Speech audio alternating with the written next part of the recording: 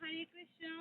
সবাই ভালো আছেন নিশ্চয়ই, আমিও ভালো আছি। তো আজকে আমাদের গ্রামে আমরা একটা পার্টি করছি, বনভোজন করছি আমরা, বৈষ্ণব সেবা আর কি, যেটাই বলুন আপনারা। তো ভগবানকে একটু করে ভোগ লাগাবো, রান্না হচ্ছে, তোর হচ্ছে, অলরেডি এখানে হয়ে গিয়েছে দেখুন আপনারা, পটল ভাজি, কুমড়ো ভাজি, তারপরে আমাদের মোচার বড়া, হ্যাঁ, মোচার চপ যেটাই বলি।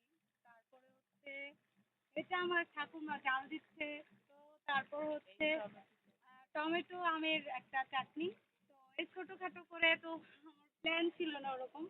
তো এখন দেখছি যে ভগবানের কৃপায় সব কিছুই হয়ে যাচ্ছে। কৃষ্ণ সব ব্যবস্থা ভেবেছিলেন বৃষ্টি হবে, তো বৃষ্টিটাও হলো না।